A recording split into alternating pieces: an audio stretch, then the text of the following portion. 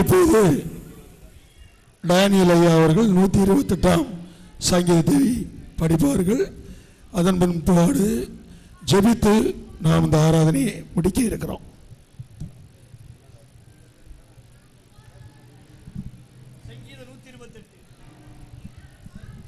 கர்த்தருக்கு பயந்து அவர் வழிகளில் நடக்கிறவன் எவனோ அவன் பாக்கியவான்.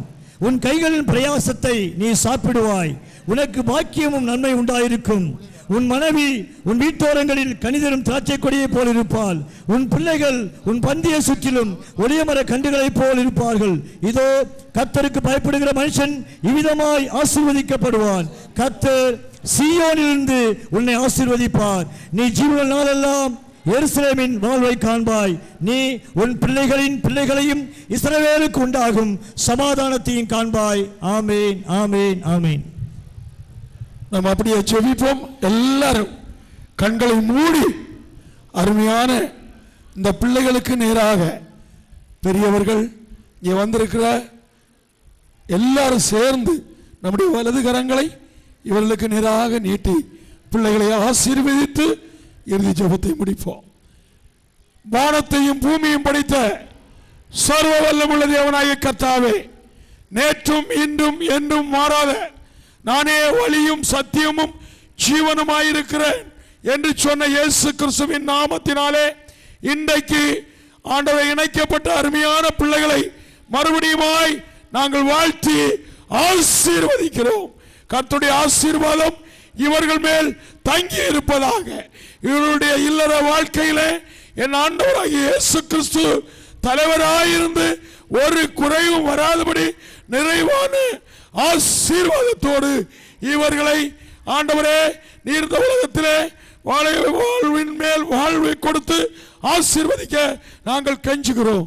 விசேஷமாக அருமையான பிள்ளைகள் ஆண்டவரே பிறந்த நாளிலிருந்து இந்நாள் வரையிலும் ஒரு சூழ்நிலையிலே வாழ்ந்தார்கள். இன்றைக்கு ஒரு புதிய சூழ்நிலைக்குள்ளே பிரவேசிக்கிறார்கள்.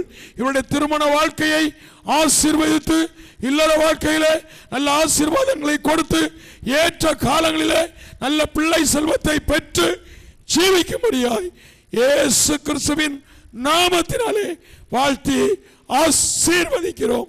இயேசுவின் நாமத்தில் ஜெபங்களும் எங்கள் ஜீவனுள்ள நல்ல பிதாவே, ஆமென்.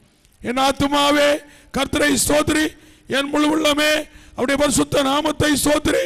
என் ஆத்துமாவே கர்த்தரை ஸ்தோத்திரி, கர்த்தர் செய்த சகல உபகாரங்களையும் மறவாதே, ஆமென்.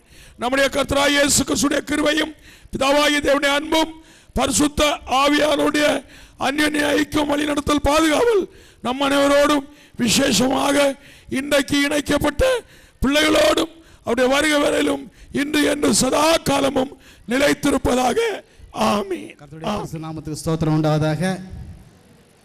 இந்த நாளிலும் தேவனுடைய அநாத தீர்மானத்தின்படியும் அவருடைய திட்டத்தின்படியும் எனது இளைய குமார திருமணம் நிச்சயிக்கப்பட்டு நல்ல முறையில் நடந்தேற முதலாவதாக எங்களுக்கு எல்லா விதத்திலும் விசேஷமாக இந்த இயற்கை அனுகூலமாக கட்டளையிட்ட எங்கள் ஆண்டவர் ரட்சகருமாகிய இயேசு கிறிஸ்துவுக்கு என் முதலாவது நன்றியை தெரிவித்துக் கொள்கிறேன்.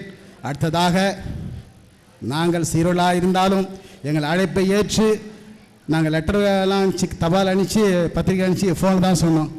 வந்த அனைத்து ஊழியர்களுக்கும் நன்றியை தெரிவித்துக் கொள்கிறேன்.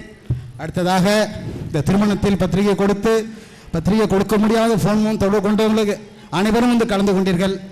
என் சொந்தக்காரர்கள் மற்றும் எல்லோருக்கும் என் நன்றியை தெரிவித்துக் கொள்கிறேன்.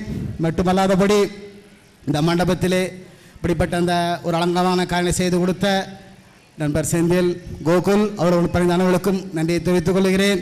எல்லாவற்றிற்கும் மேலாக சபை போதகருக்கும் விசேஷமாக மற்றும் இதை என்னோடு பணிபுரிந்த எல்லோருக்கும் நன்றியை தெரிவித்துக் மட்டுமல்லாமல் நீங்கள் அனைவரும் வந்து இம்மட்டிலுமாய் பொறுமையாக இருந்த காத்திரிகள் அதற்காக என் நன்றியை தெரிவித்து மட்டும் இல்லாமல் தொடர்ந்து நீங்கள் ஒரு விருந்து ஆயத்தப்பட்டிருக்கிறது, அதை எல்லோரும் உண்டு புசித்து மணிமக்களை வாழ் சொல்லும்படி என் மகன் சார்பாகவும் மருமகள் சார்பாகவும் சபையார் சார்பாகவும் உங்களை கேட்டுக்கொள்கிறேன். வந்த அனைவருக்கும் என் அன்பு நன்றி. ஆமென்.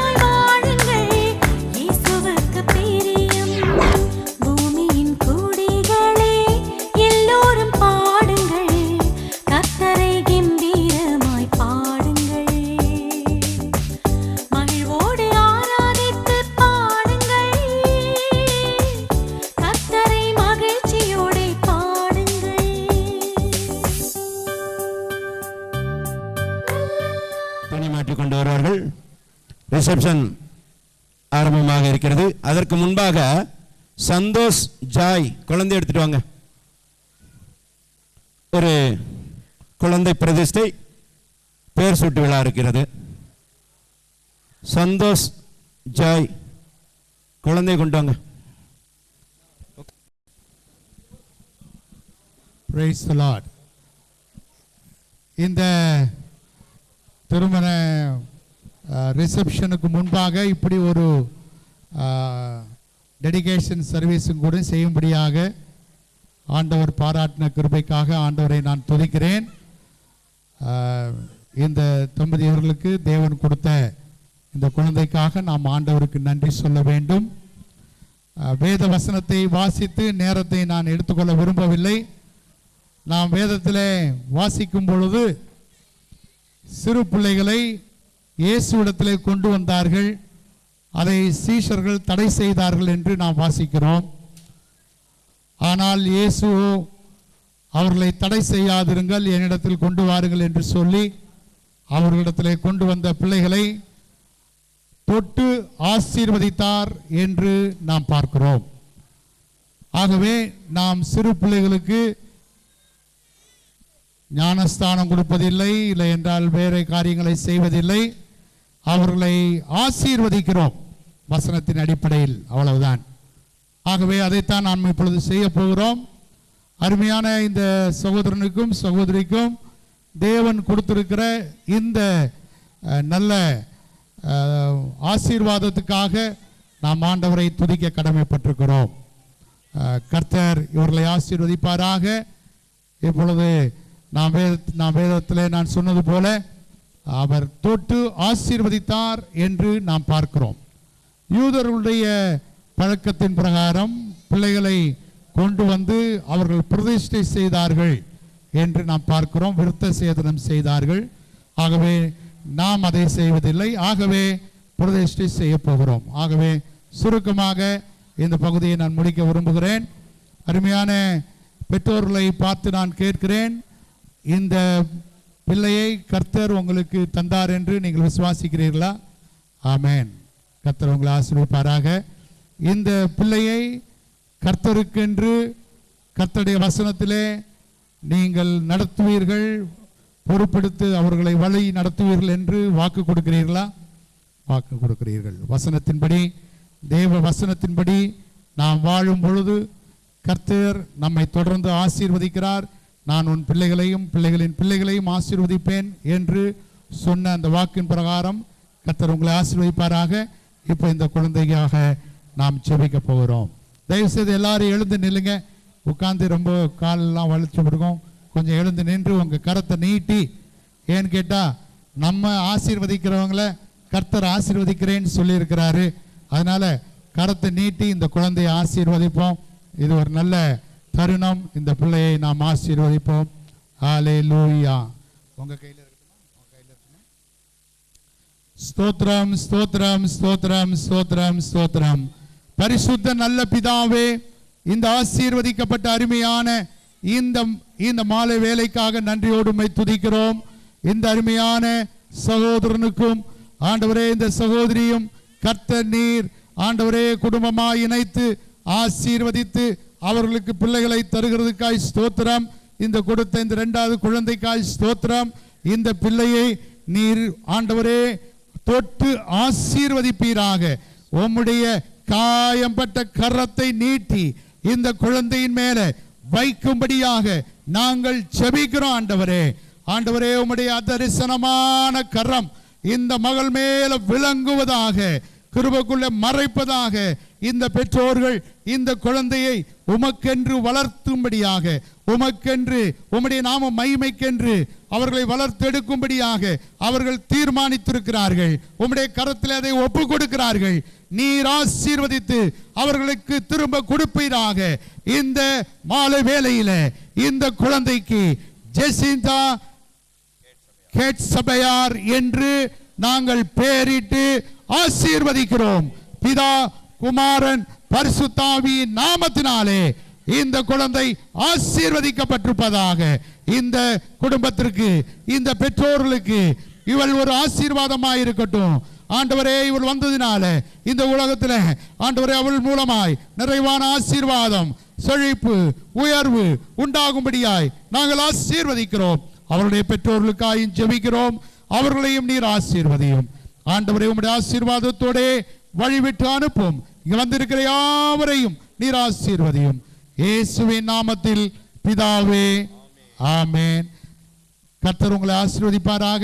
நீங்கள் வசனத்தின்படி வாழுங்கள். கர்த்தர் உங்களை ஆசீர்வதிப்பார். God bless you.